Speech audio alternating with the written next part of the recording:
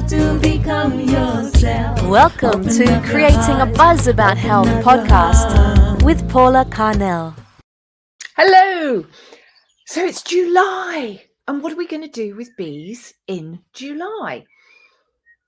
Now, I hope not to have to do too much, because the way I've changed my management of my colonies means that July is the time for the bees to be left alone to fill up their hives with honey, so then they've got plenty of time to practice grooming and they can go into winter with full bellies and a full hive. Now, this is not how conventional beekeeping works. If you have gone through the mainstream courses, you'll be taught that July is the time that you can harvest your honey, and normally the end of July. Now, there are some great honey flows or nectar flows through July. So the end of June, you're going to get your lime tree, which is a great nectar source through the UK. And then when you come into early July, the brambles are flowering. You might have sweet chestnut. Then you go into heathers and also garden flowers. So if you're in a city, there could be lots of garden flowers. Clover is also going right through July. So it could seem like madness. Why would you not take honey then? Why would you not take honey at the end of July? Okay, well, there's several reasons for this. I've learned that for the bees to be healthy, nutrition is key. The other thing that's important is that they can defend themselves, that they can defend their actual hive. Now, when you get into July and August, you have a problem with pests. You have wasps. And the wasps are generally not a problem. Wasps are the rubbish collectors of nature. But if you open a hive at the end of July or beginning of August, and you spill so much as a drop of honey, all the wasps and the hornets and the flies and everything in the area is going to smell it, and they're going to want some of it. So even if you put the hive back together again, you will have broken the seals of propolis. And propolis is what the bees use to seal up the hive and make sure that they can defend. Propolis is called defender of the city. You know, it comes from the Greek of pro, which is first, and then polis, which is city. So it's the first defense of the city. And if you open up that hive, you've broken that seal. But also, if you've taken the honey when you've broken up the hive, the bees are like, oh, we've worked so hard so far this summer. We thought we had our honey stores. We were starting to relax. We could enjoy the summer. We could start practicing grooming each other, so we wouldn't find that varroa mite was such a problem. And what have you done? You've taken all our honey. We've got to leave our entrances wide open because we've got to fly out and collect as much nectar as we can. And they go into a state of stress. Now, if you make that decision to not open your hive once you get into July, maybe stretch to the first week of July before it gets too busy with wasps. And this is what I do. So the whole life cycle of my bees and my harvesting is changed to make the bees as healthy as possible. So we'll be harvesting honey through May through June. And then we'll be putting the stickies back. So after you've harvested the honey on the frames, take the frames back to the hive so the bees can clean them up. And that gives them extra supers, with combing. And I don't use queen excluders at all, so that's not even an issue. So I won't have to be opening up the brood. They may have swarmed, they may have requeened, whatever. It's all going on downstairs. And upstairs we have the supers. And then we're adding the stickies so the bees can add more nectar. And then what we do is we just know that the hive is all sealed up and we don't need to visit them again. I will look and check them from the outside, but we're not going to take anything else. So then every week with our routine checks, we just go around, check that the bees are flying, check that they've got pollen and nectar coming in, and just observe what's going on outside the hive. And it's really interesting because you see them out on the landing boards and they're grooming each other and they're really calm. So then if I am doing any sort of day experiences with people, I'm able, particularly with WBC hives, we can lift the lid, we can look in, we can do things with the supers, but it's not going to distress the bees. They're really calm, they're all sorted. So that's what I do. And then it means that the bees are going into winter with 3, 4, or 5 supers of honey. Now, some people are like, oh, but that's too much space and the bees can't keep it warm. How are they going to survive? But because we've removed the queen excluder, we don't use a queen excluder at all. The cluster that the bees form through the winter can travel around the hive, feeding on whichever nectar they choose. And because they've got a selection of the spring honey, then they've got all of the July and the August honey, they've got it all there. They've got plenty of food. And so quite often the cluster can be at the top of the hive, it might be at the bottom, it might be in the middle. So through the winter, I can use my infrared camera and I can see where the cluster is, and they move around.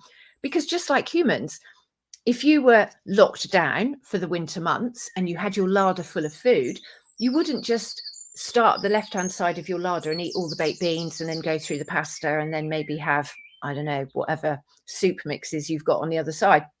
You wouldn't do that. You might have beans one day, then you might go for, rice another day, and you'd mix and match. And bees are the same. They don't want to have a whole winter just eating rapeseed or clover or bramble or ivy. They want to have a real mixture. And we know, scientists have done all these studies on bees to find that the bees will eat. They'll collect nectar and then they will store the honey, but they will eat whatever honey has the best nutrition for the condition of that hive at that time. So whatever the colony needs, so if they need a boost of vitamin C or a boost of calcium, they'll go for different plant sources of honey. So this is why it's important to take individual frames and leave every other frame for the bees rather than taking whole supers. I'm not talking to commercial beekeepers here. If you're a commercial beekeeper, that's a whole different ballgame.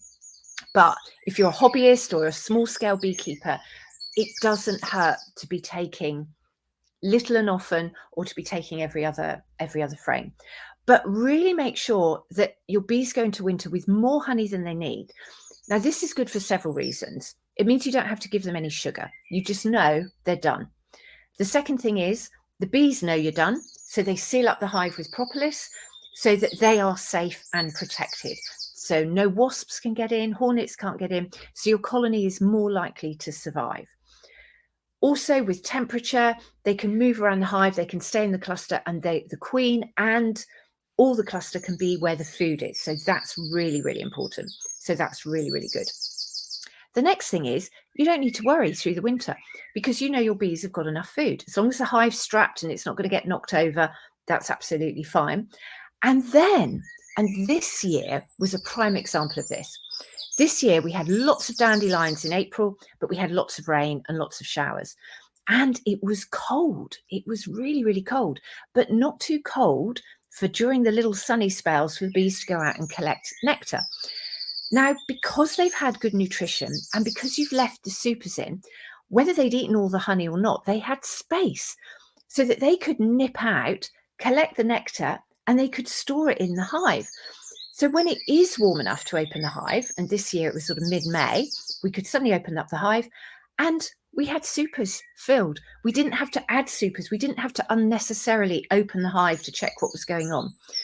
We did find in one of the colonies that the brood was all laying in the top super. It was on like super number 5. And there was, the cluster right at the top. But we just left it. And within a few weeks, the queen had moved right down again, and then it was just honey at the top. So the bees, they can work through this. It is so much more beneficial for their health to have good nutrition. It's so much more beneficial for them when it comes to disease prevention, because when they're chilled out, when they've got all the honey they need for the summer, they can spend the autumn grooming. And we know bees do this. I've watched bees do this. And it's just, that's what they need to do. They become more resistant, more resilient to pests and diseases. It also means when the spring comes, if there's any brood that is slightly deformed, or if they feel there's any varroa, they've got the resources to pull it out and get rid of it. So it really does make a healthy hive. And I think if we look at this and we look at that whole life cycle, we can also look at ourselves and how we live. And how do we have security? How do we have health? Nutrition is key. Protecting your home and your food stores is key, and having a variety so that you're not just living off one source. Now, if you're a conventional beekeeper, you would have been taught, take all the supers off, end of July, August. Maybe you'll have time then to put them on for the bees to clean them up, and then you whip them off again. You shut the hive down as small as you can, and you add a big block of sugar. So the bees are then feeding on white sugar, either as a fondant or a liquid syrup, from end of August right through to the spring. And the argument is, well, if you don't do this, the bees die. But if you haven't taken all the honey, the bees won't die. They share it out equally. There's even been research showing that when the bees are low on stores, they literally divide it out equally amongst the whole lot of them. And if they are going to die of starvation, they all die together at once at the same time, because they've shared it out. They don't think, oh, we should give it to the queen, or we should give it to, any particular bees that have a perceived greater role.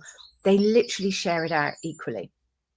And how healthy would any of us be if we just had one source of food throughout the winter months? There is the argument that the bees can feed on the ivy, so they've got the sugar and they have the ivy, but the ivy needs water to process it. It will crystallize inside a hive if the temperatures get too cold. And I've experienced a colony in a freedom hive, which was like a log type hive hanging on a tree, where the bees died out in April, and yet there was this mountain of crystallized ivy honey in there. Now, they were a wild colony that had flown into the hive, and because they'd had to use honey through the spring and summer to make the wax comb and to feed themselves as they went, the only honey left for them to eat that they'd stored that lasted through the winter, so their last resort honey, was the ivy. And studies have shown that bees will only harvest ivy if they absolutely have to. It's not nearly as nutritious or as necessary for them for survival as the brambles, the hawthorn, the dandelions, the clover. All these other sources are much more nutritious and valuable for the bees. So have a look at your beekeeping practice, have a look at your lifestyle, and just see what are the comparisons. So I hope that's helped. So in July, what you should be doing is putting back any stickies really early on. Take the last of your honey and just give the bees the rest. We've had a great spring, a great season. So many beekeepers have been able to take a spring harvest. Just leave it at that. Leave it at that, and just see what happens with your colonies if you let them go into winter with all the summer honey, and see if you have less losses from wasps attacking. If the bees have got the entrances open and they're still trying to top up, the wasps can get in easily, and they just will diminish a hive really, really rapidly. The bees just haven't got what they need to defend themselves. So have a look and let me know what you think. Let me know if you've tried this, or if you've got some better ideas or different experiences that have really helped. But the prime thing for me is to keep the queens and the colonies I've got, and to keep them strong. I do not want to be replacing queens or replacing colonies in the next season. I want my bees to get through the winter really strong and really healthily. So thank you very much. You have to become yourself. Join us next time on Creating a Buzz About Health podcast with Paula. Buzz you later.